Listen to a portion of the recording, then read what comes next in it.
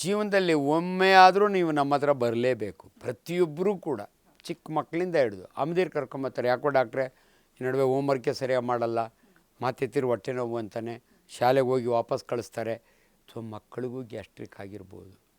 ಯಾಕಂದರೆ ಮಕ್ಕಳಿಗೆ ದೊಡ್ಡವ್ರಿಗಿದ್ದಂಗೆ ಟೆನ್ಷನ್ ಇಲ್ಲ ಅಂದ್ಕೋಬೇಡಿ. ಹೋಮ್ವರ್ಕ್ ಮಾಡೋದೇ ಒಂದು ದೊಡ್ಡ ಟೆನ್ಷನ್ನು, ಅಲ್ಲಿ ಓದೋಕ್ಕೆ ಕಷ್ಟ ಆಗೋದೇ ಒಂದು ಟೆನ್ಷನ್ನು. ಬೇರೆ ಮಕ್ಕಳು ಚೆನ್ನಾಗಿ ಓದ್ತೇವೆ, ಓದೋಕ್ಕಾಗಲ್ಲ. ಇಂಥ ಟೆನ್ಷನ್ನಿಂದ ಪದೇ ಪದೇ ನಾನು ಈ ಪದ ಯೂಸ್ ಮಾಡ್ತಿದ್ದೀನಿ. ಅಲ್ಲ ಡಾಕ್ಟ್ರೇ, ಜಠರ ಇರೋದು ಹೊಟ್ಟೆಯಲ್ಲಿ, ಟೆನ್ಷನ್ಗೂ ಅದಕ್ಕೆ ಏನು ಸಂಬಂಧ?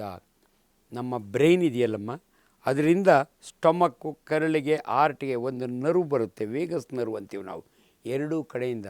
ಇದು ನರ್ವ್ ಸಪ್ಲೈ ನೋಡಿ. ಬ್ರೈನು ಸುಪ್ರೀಮ್ ಆರ್ಗನ್ ಮನುಷ್ಯನಲ್ಲಿ, ಪ್ರಾಣಿಗಳಲ್ಲೂ ಕೂಡ. ಇದು ಎಲ್ಲ ಆರ್ಗನ್ನು ಕಂಟ್ರೋಲ್ ಮಾಡುತ್ತೆ. ಸೊ ಈ ಮನುಷ್ಯ ಯಾವಾಗ ಯೋಚನೆ ಮಾಡ್ತಾನಲ್ಲ, ಟೆನ್ಷನ್ ಮಾಡ್ಕೊಡ್ತಾನಲ್ಲ, ಚಲ್ಲಂತ ಆಸಿಡ್ ಉತ್ಪತ್ತಿ ಆಗುತ್ತೆ. ಸೊ ಗ್ಯಾಸ್ಟ್ರಿಕ್ ಅಂದರೆ ಎಲ್ಲಿ ಆಸಿಡ್ ಜಾಸ್ತಿ ಇರುತ್ತಲ್ಲ, ಆಸಿಡ್ ಅಂದರೆ ಎಲ್ಲರ ಜನರಿಗೂ ಗೊತ್ತು, ಗ್ಯಾಸ್ಟ್ರಿಕ್ ಜ್ಯೂಸ್ನ ನಾವು ಗ್ಯಾಸ್ಟ್ರಿಕ್ ಆಸಿಡ್ ಅಂತೀವಿ. ಇದು ಎಂಥ ಪವರ್ಫುಲ್ ಆಸಿಡ್ ಅಂದರೆ ಒಂದು ಬ್ಲೇಡ್ನ ಕರಗಿಸೋ ಶಕ್ತಿ ಇರುತ್ತೆ.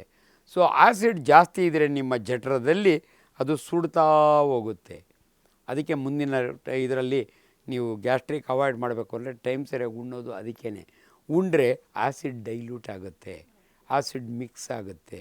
ಸೊ ಅದರಿಂದ ಜಠರದಲ್ಲಿ ಅದಕ್ಕೆ ಟೆನ್ಷನ್ ಯಾವಾಗಲೂ ಕೂಡ ಏನೋ ಒಂದು ಟೆನ್ಷನ್ನು, ಸಾಲ 108 ಪ್ರಾಬ್ಲಮ್ಗಳು. ವರ್ಕ್ ಟೆನ್ಷನ್ ಇರ್ಬೋದು, ಗಂಡ ಹೆಂಡತಿ ಜಗಳ ಇರ್ಬೋದು, ಮನೆಯಲ್ಲಿ ಅಟ್ಮಾಸ್ಫಿಯರ್ ಚೆನ್ನಾಗಿಲ್ಲದೆ ಇರ್ಬೋದು, 108 ಕಾರಣಗಳು.